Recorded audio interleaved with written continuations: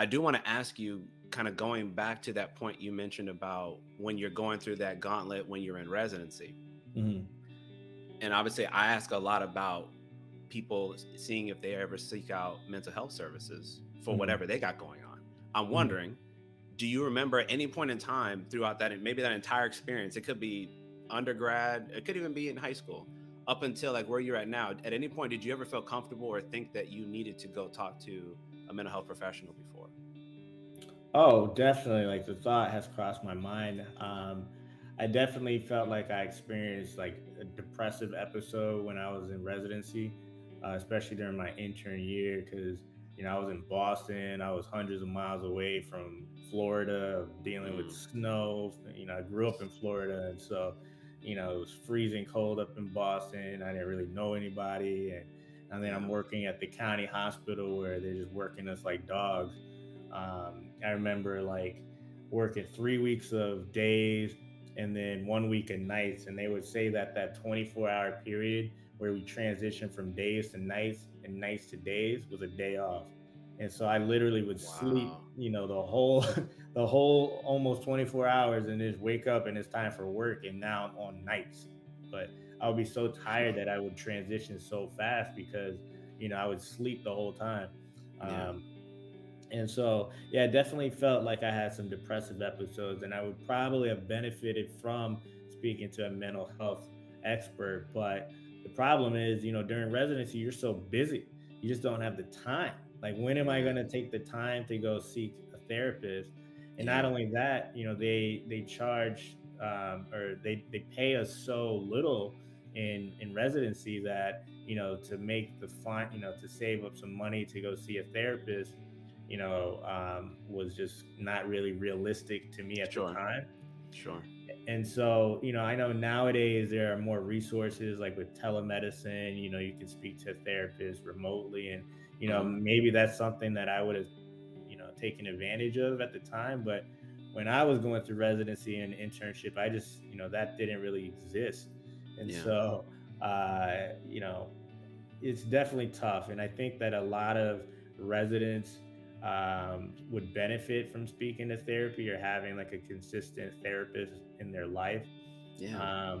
But I think a lot of residents feel the same way that I do, that we just don't have the time. No, and I appreciate you saying that. Obviously, that's not my area of expertise, going through that experience and that process. But I think it's important to highlight what you're saying there, because I think it's important. Like, if you are the program or institution that's having residents come in, at some point there has to become a prioritization of Hmm. one's mental health. Hmm. I think about that because, for example, I mean, me being professional, it's hard for me to not constantly think to a certain degree, how are the people around me doing?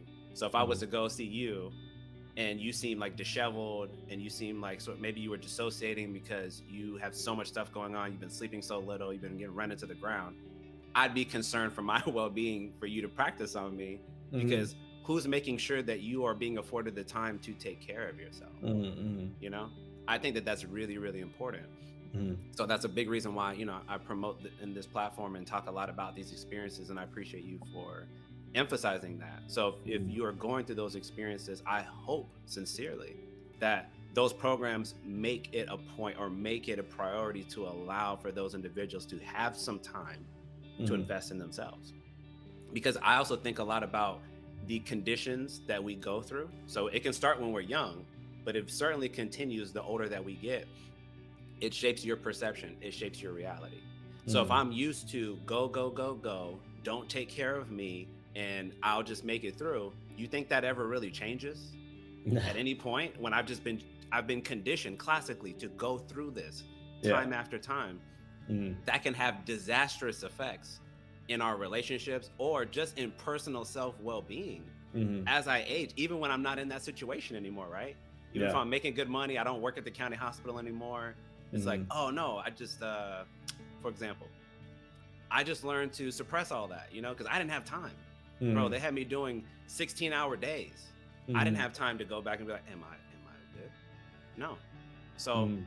even though I'm not in that position now, I'm still maybe asking myself sometimes, well, now the circumstances are different, but I still have all this baggage over here that I maybe never dealt with.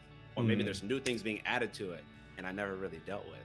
Mm-hmm. So I'm hoping that even for those that may struggle to find the opportunity to connect with a professional, like you said, with telehealth and telemedicine, I think that there has been a bit more of access and opportunity for those that are seeking out to get it.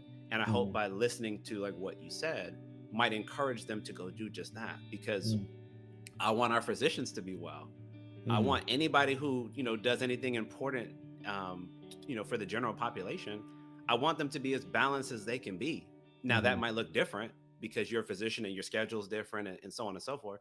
Totally fine. But just making it a priority. I'm always going to tell us we need to prioritize some level of self care, or we Mm-hmm. are effectively doomed to be burnt out in whatever our profession is.